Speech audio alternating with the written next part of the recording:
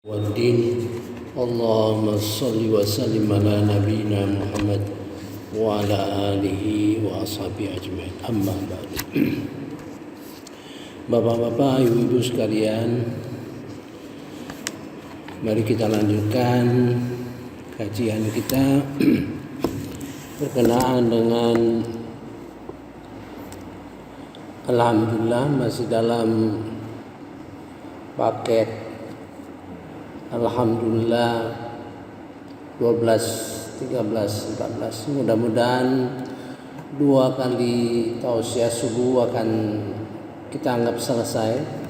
Kita akan lanjutkan dalam konteks alhamdulillah ketiga. Pada subuh ini kita akan menyampaikan suatu komponen di dalam surah Zumar, di mana merupakan ayat yang paling menggembirakan.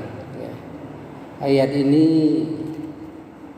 sangat menggembirakan, sangat membesarkan hati, sangat membuat optimis dalam kehidupan kita, yaitu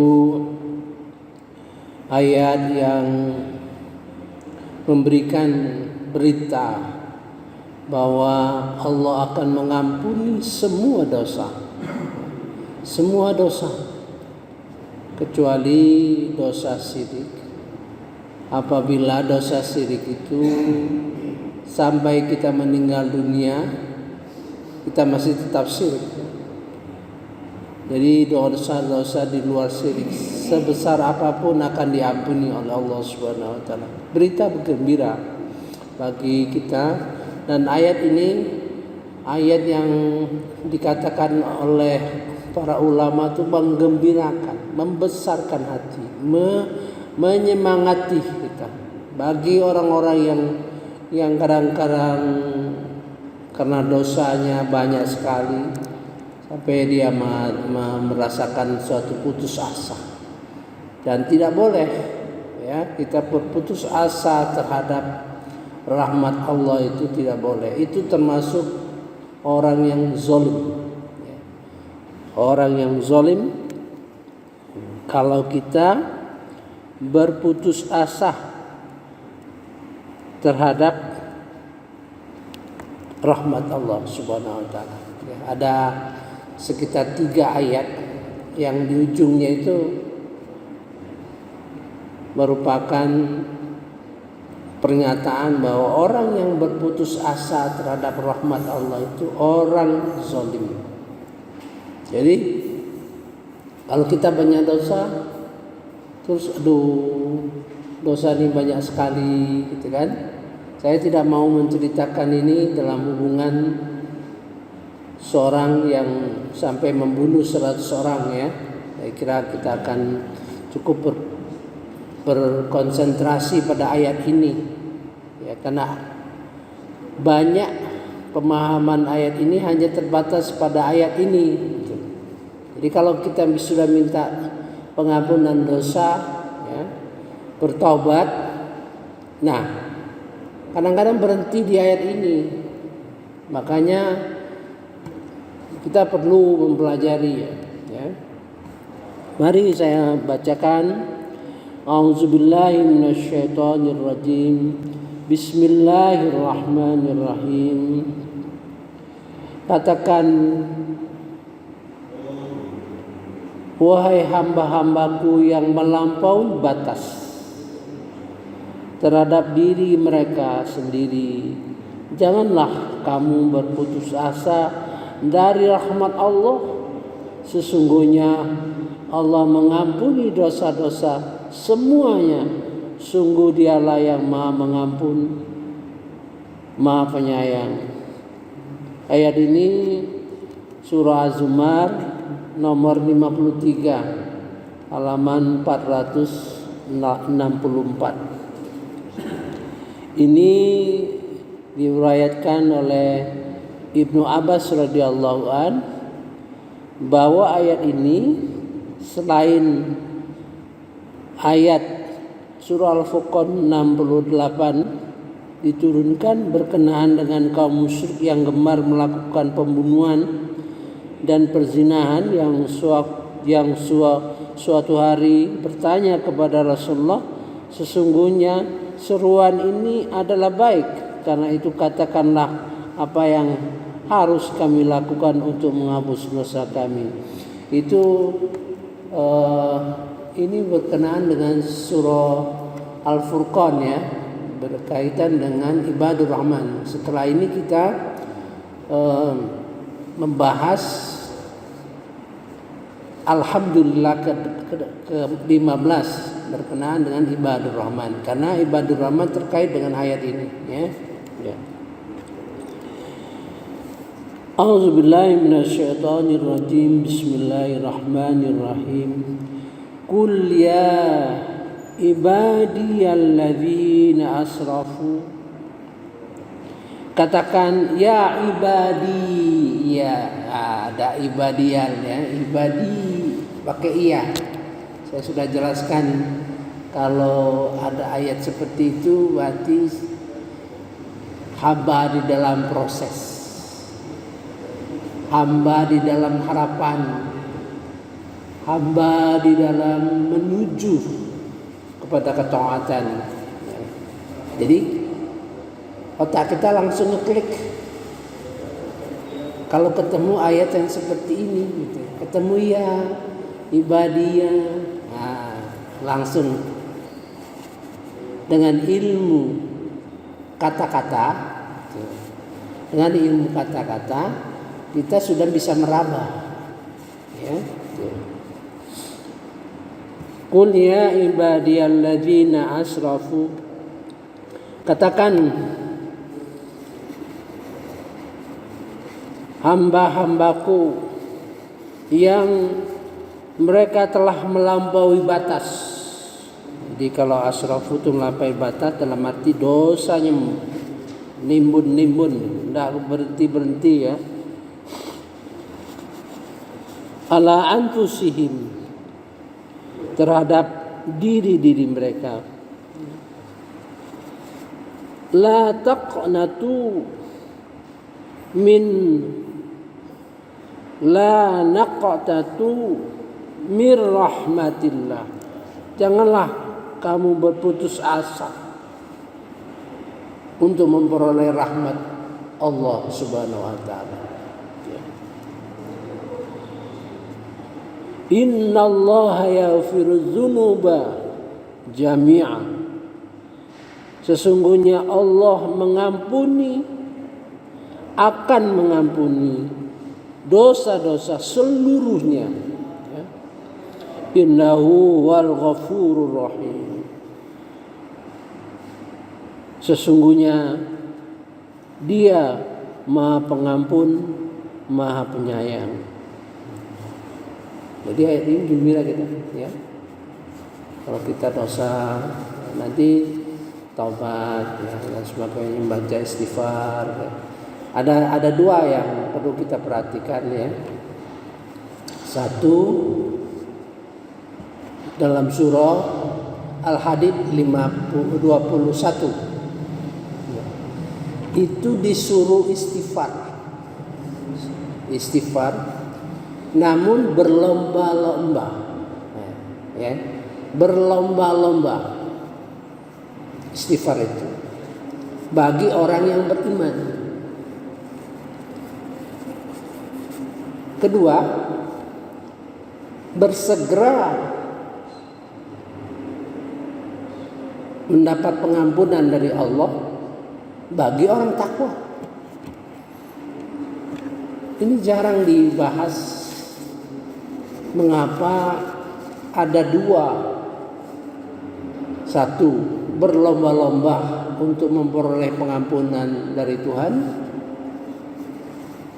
untuk orang yang beriman, bersegera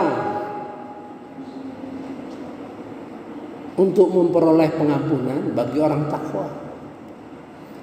Saya telah mencoba mengurutkan ya.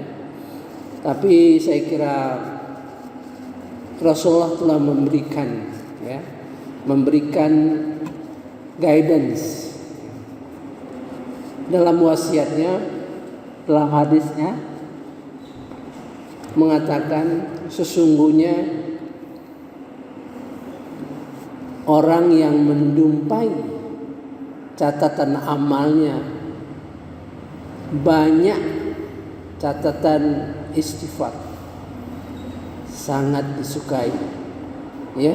Jadi orang yang banyak istighfar sebetulnya diduga Rasulullah menjelaskan 2 ayat itu, ya. Satu ayat istighfar berlomba-lomba bagi orang beriman, kemudian satu ayat segera yang selalu dibicarakan oleh ulama di dalam ceramah-ceramah, yaitu yang Ali Imran 113. Sedangkan Al-Hadid 21 saya belum pernah dengar, ya. Kalaupun dengar hanya sepintas saja, tidak pernah menunjukkan suatu pertanyaan yang men-trigger, ya, yang mendorong bertanya mengapa berbeda. Kalau kita lanjutkan ayat itu, kelihatan sekali bahwa berlomba istighfar orang beriman itu dari sisi kata-kata, ya, dari sisi kata-kata lebih rendah dari orang yang bertakwa. Sekarang kita akan lihat nanti, ya, bila perlu kita akan tambah satu sesi lagi untuk memperdalam itu, daripada kita bertanya-tanya, ya, paling tidak kita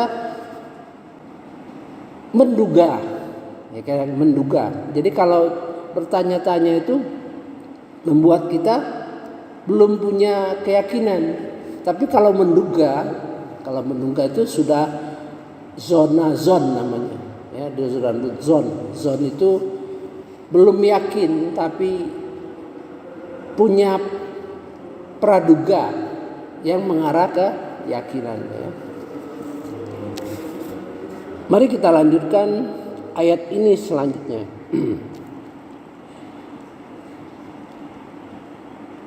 Wa anibu,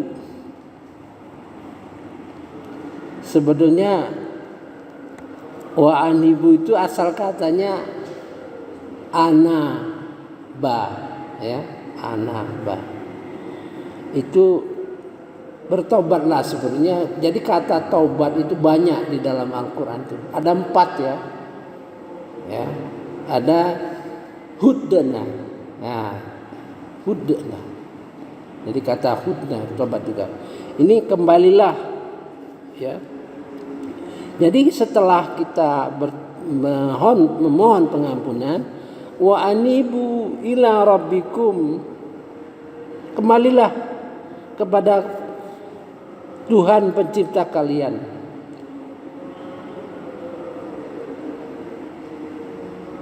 Wa aslimu lahu min qabl, dan berserah dirilah, ikhlaslah kalian kepadanya, min qabli ayyatiyakumul azab, sebelum datangnya kepada kalian azab, summa la tunsarun, kemudian tidak kalian ditolong, ya. Jadi karena dosa terus menerus sampai saatnya meninggal dunia, ya, habis, tidak ada kesempatan untuk bertobat, ya. Dan kembalilah kamu kepada Tuhanmu dan berserah diri kepadanya sebelum datang azab kepadamu, kemudian kamu tidak ditolong. Jadi kalau banyak dosa itu berserah dirilah, bersedihlah, menyesallah, ya, mengharapkan betul pengampun dari para Allah Subhanahu wa taala. Kadang-kadang ada pertanyaan, mengapa dosa itu selalu teringat ya, yang besar-besar, apalagi yang kesalahan-kesalahan besar, yang kadang-kadang penyesalan itu sebetulnya kita memelihara nafsu lawamah sebenarnya. Nafsu lawamah itu nafsu yang selalu merasa diri bersalah. Gitu. Jadi dipelihara gitu. Perasaan berdosa terus gitu. Itu antara psikologi Barat dengan psikologi Islam. Ya. Walaupun barangkali orang Islam pun tidak tahu. Kalau psikologi Barat, kalau kita bersalah, lupakan aja. Kamu tidak akan bahagia kalau mengingat-ingat selalu gitu, ya kan? Kalau psikologi Islam itu di dalam nafsu lawamah, supaya nafsu itu dipelihara. Ingat dosa kita, ingat kesalahan kita, ya. Maka itu kita melakukan selalu istighfar. Nah, istighfar yang berlanjut terus itulah yang merupakan ibadah kita. Sebetulnya karena berdosa itu nanti dalam surah Ar-Rahman, surah Al-Furqan, pada saatnya kita menjelaskan sumpama orang yang dosanya segunung lah, katakanlah, saking tobatnya dan yang melakukan amal-amal soleh, bermalam-malam dia bangun, sholat, bertobat, ingat selalu. Nah, ingat selalu itulah yang merupakan keuntungan kita. Jadi menurut ulama, kalau kita berdosa kemudian kita bertobat, maka katakanlah istighfar kita pertama kali itu diterima oleh Allah Subhanahu wa taala. Nah, tandanya diterima, kita ingat selalu ya. Ingat selalu. Tapi merupakan ciri-ciri kemudian orang itu menghindar terhadap perbuatan yang sama, ya, selalu sedekah dan sebagainya. Ada yang dijelaskan oleh Kiai Zainuddin FZ ya, mengenai ciri-cirinya. Saya belum pernah ketemu hadisnya. Jadi kalau orang yang taubat itu punya ciri-ciri, selalu dia kecenderungan untuk beribadah lebih kuat itu. Nah,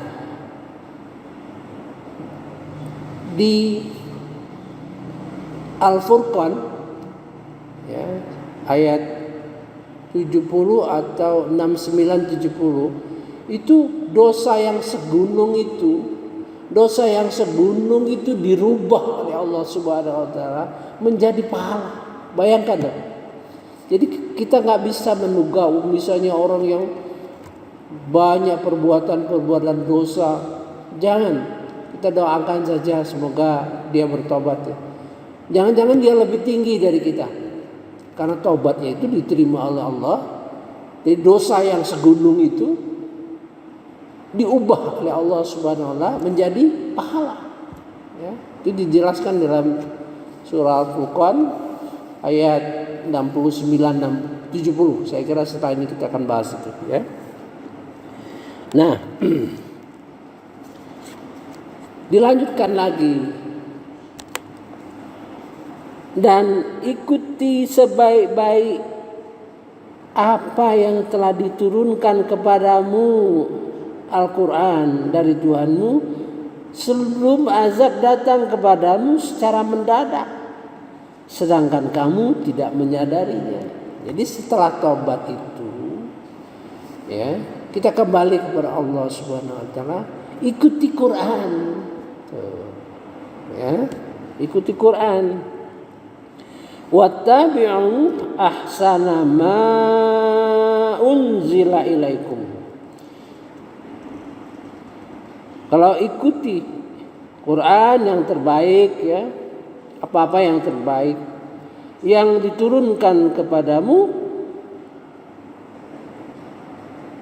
dari Tuhan kalian, min qabli ayatiyakumul adab, baghtatan, mendadak, wa antum la tash'urun, sedangkan kamu tidak sadar. Ya. Jadi proses itu harus diikuti, ya.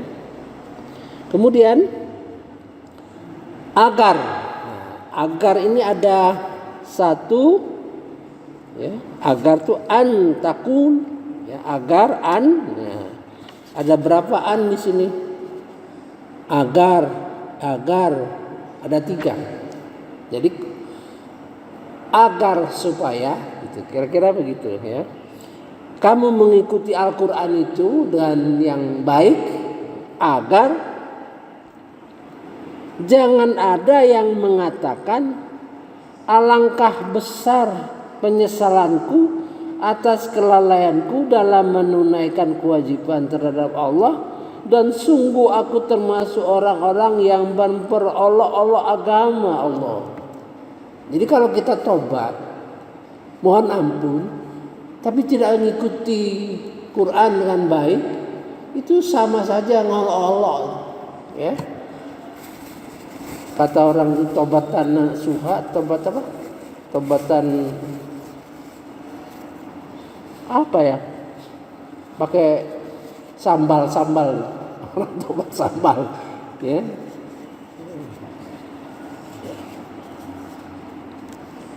Antakula nafsuin ya hasrata ala ma farad,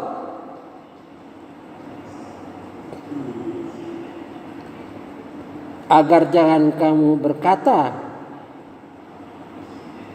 seseorang, alangkah besar kerugian nyesalnya aku atas apa yang telah kulalaikan, ma faradtu fi jambillah, ya, menunaikan hak-hak Allah, wa in kuntu laminal sakhirin,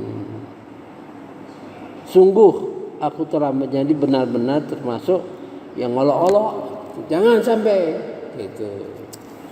Dengan mengikuti apa yang terbaik dalam Al-Quran, ya. Jadi kita ikuti Al-Quran, ya. Wattabi'u ahsan ma unzila ilaikum, ya, mengikuti yang terbaik dari Al-Quran, ya. Kemudian autakula, agar jangan ada yang berkata, autakula lau annallaha hadani lakuntu minal muttaqin, jangan ada yang berkata sekiranya Allah memberi petunjuk kepadaku, tentulah aku termasuk orang-orang yang bertakwa. Maksudnya jangan nyesel nanti ngomong gitu.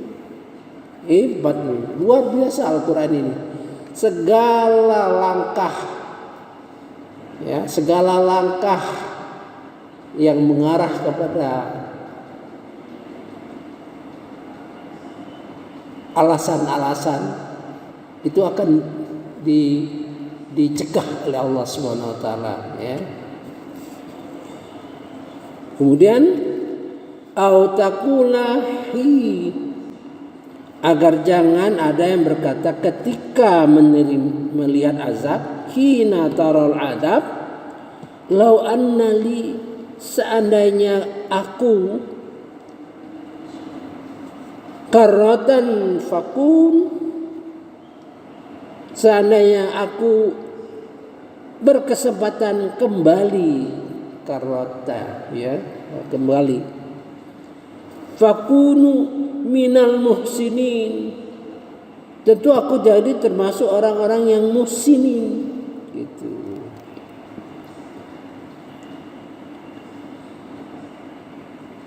Jelaskan bagi kita cara berpikirnya, diingatkan, sudah bertobat, kembalilah kepada Tuhanmu dengan mengikuti Al-Quran yang terbaik, Jadi kalau yang terbaik itu ada yang biasa-biasa saja.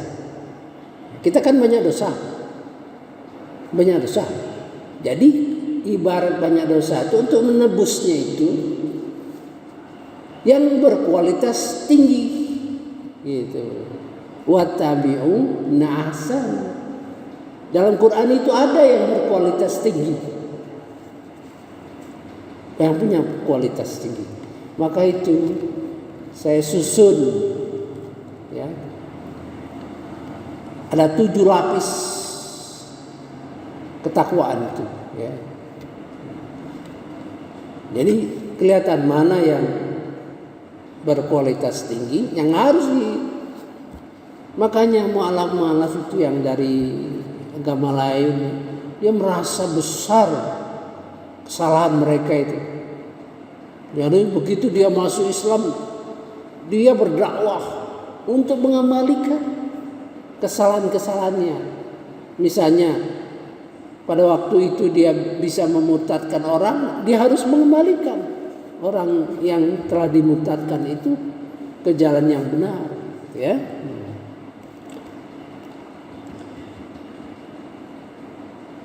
Kita lanjutkan. Bala qad ja'atka ayati fakadzabta biha wastakbar wa kunta minal kafirin. Sungguh sebenarnya keterangan-keteranganku telah datang kepadamu. Ya Nabi Muhammad cerita. Sungguh sebenarnya keteranganku telah datang kepadamu, tetapi kamu mendustakan. Fakadzabta biha ya, wastakbarta. Mendustakan, kamu malah menyombongkan diri. Wa kunta minal kafirin. Sebenarnya kamu menjadi orang kafir. Itu saya kira kata-kata kafir itu perlu kita pahami ada 2. Satu kafir akidah, yaitu betul-betul orang yang nggak beriman. Sudah itu bisa kafir karena kita mengabaikan Al-Quran ya. Fayaumal qiyamah, pada hari kiamat engkau melihat taral ladzina kadzabu 'ala Allah. Engkau akan melihat orang-orang yang berbuat dusta kepada Allah. Wujuhum muswaddah, wajahnya hitam.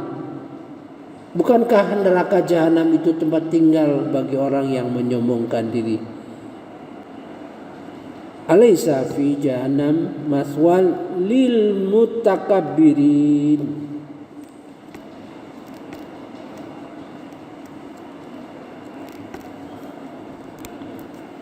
Satu ayat lagi ya. Wa nunajjillah, dan Allah selamatkan alladzina taqaw bimafazatihim.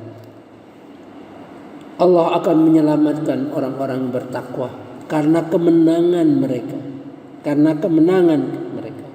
Bimafazatihim. Mudah-mudahan kita termasuk di golongan ini ya. Allahumma ja'alna minhum. Allahumma ja'alni minhum, termasuk orang yang diselamatkan oleh Allah Subhanahu wa taala karena kemenangannya. La yamassuhumul su, tidak akan menimpa mereka suatu keburukan, suatu azab. Walahum yahzanun, dan tidak mereka merasa bersedih. Tidak bersedih. Ingat ayat yang keberapa itu? Alhamdulillah keberapa itu? Ya di bawah 10 ya. Kita mengucapkan alhamdulillah waktu di surga karena Allah sudah mengangkat kesedihan ya kan, kelemahan, kelesuan kita gitu ya. Itu